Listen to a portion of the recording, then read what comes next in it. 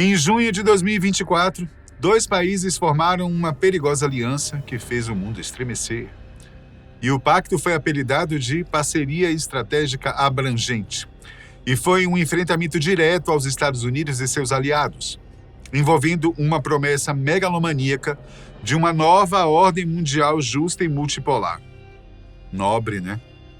Ao menos até você conhecer os envolvidos: Rússia e Coreia do Norte.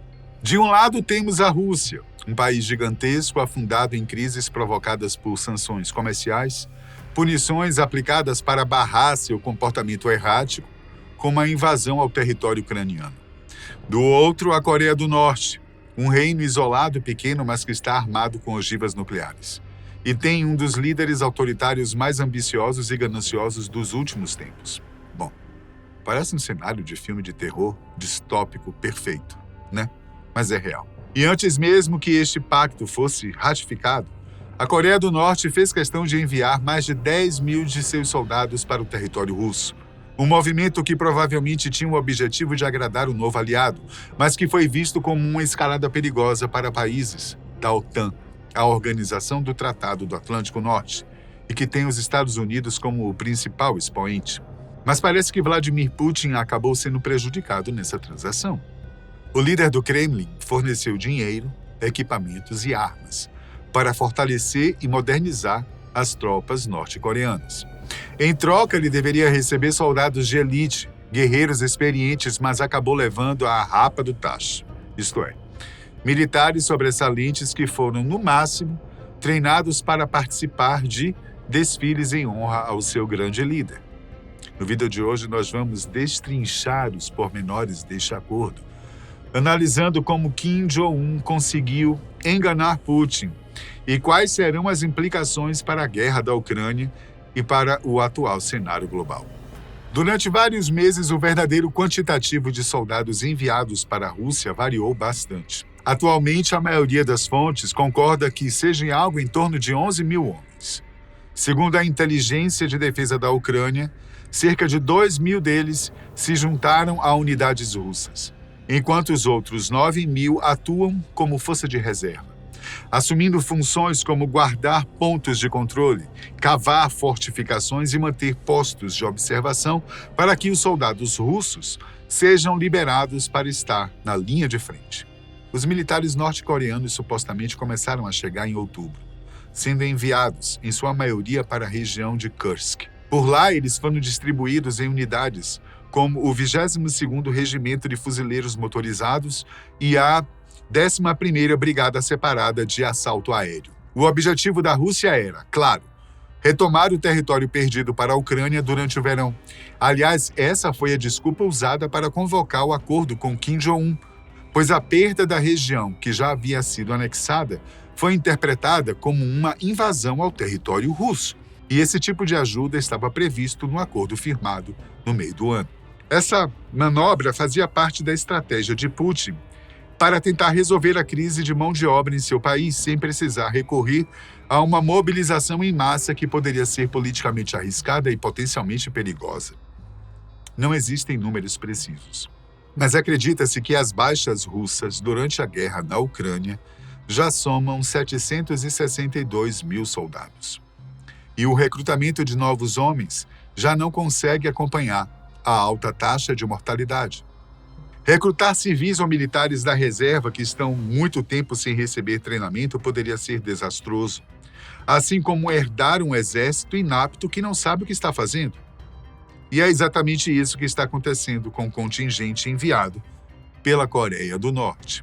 Os soldados enviados à Rússia são aqueles que foram rejeitados por Kim Jong-un, por serem desajeitados, despreparados, completamente desqualificados.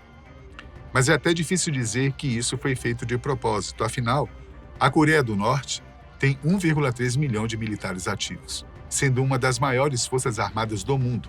Mas é apenas isso que Kim prioriza: quantidade e não qualidade. Toda a estrutura do exército norte-coreano foi criada e moldada pela força bruta.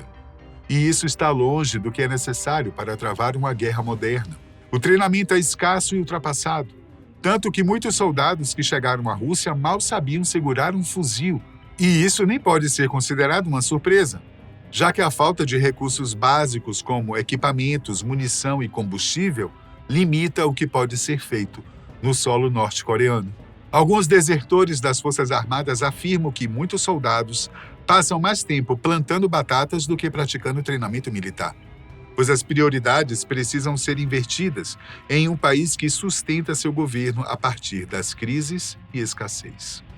Tudo isso é compensado com uniformes lustrosos, sincronia que são exibidas em desfiles, uma tentativa de mostrar para a população de seu próprio país e para o mundo que não vale a pena se intrometer em seus negócios, ainda que em seu interior o exército esteja em ruínas. Existe ainda uma crença perversa de que a fome cria soldados mais resistentes, o que assegura que as rações militares se mantenham no mínimo necessário para que eles desempenhem tarefas básicas. Sua dieta se baseia normalmente em restos mal cozidos, raízes fervidas, um punhado de milho e, nos dias de sorte, um punhado de arroz. Assim, ninguém pode se surpreender quando soldados norte-coreanos cometem crimes bárbaros para conseguir se alimentar.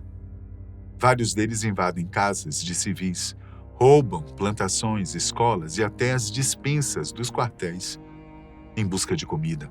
Até os líderes e oficiais padecem desse mesmo mal. E muitos desertores já disseram que eles vivem sempre à beira do colapso e usam qualquer oportunidade para tentar fugir.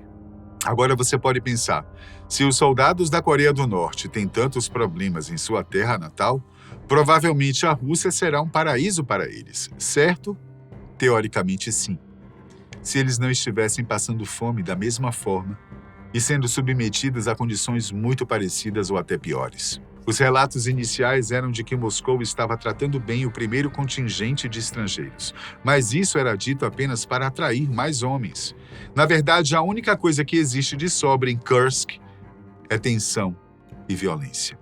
No entanto, apesar de não terem encontrado comida suficiente na Rússia, os soldados norte-coreanos encontraram outra coisa que ainda é mais escassa: liberdade.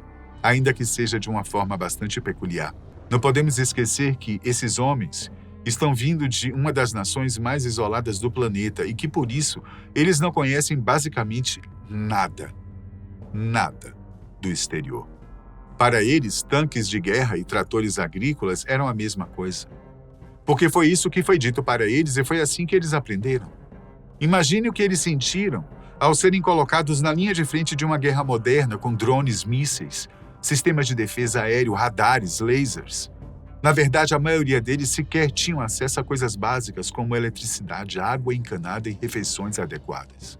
Se tudo isso já é novidade, imagine o que eles sentiram quando conheceram a internet. Parece loucura, né? E Putin, que não havia recebido a promessa de um contingente de militares de elite disciplinados e bem treinados, acabou recebendo tropas despreparadas, que praticamente ficaram paralisadas devido ao choque cultural.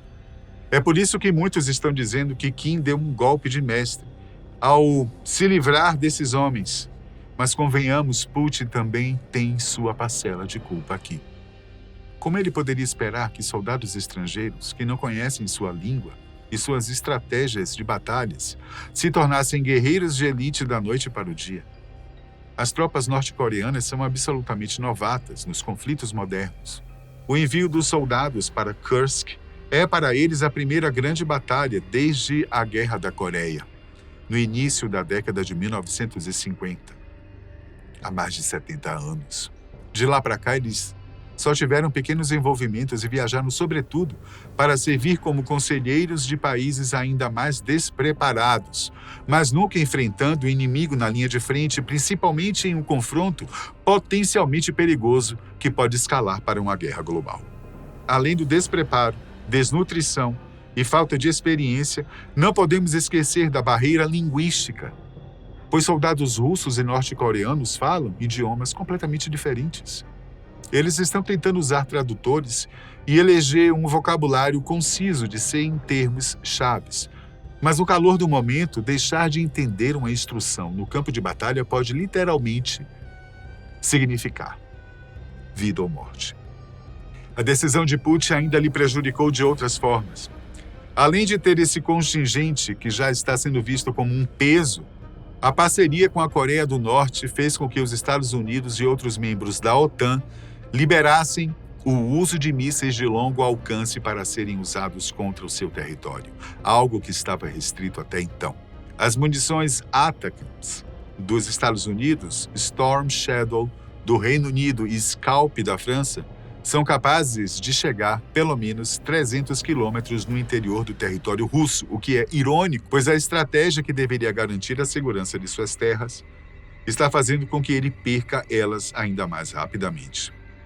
A única pessoa que parece ter saído ganhando nesse acordo foi Kim Jong-un. Ele se livrou de um grande número de soldados despreparados que estavam consumindo seus recursos escassos. Recebeu $2.000 por mês por cada soldado, o que é uma ajuda financeira importante para eles.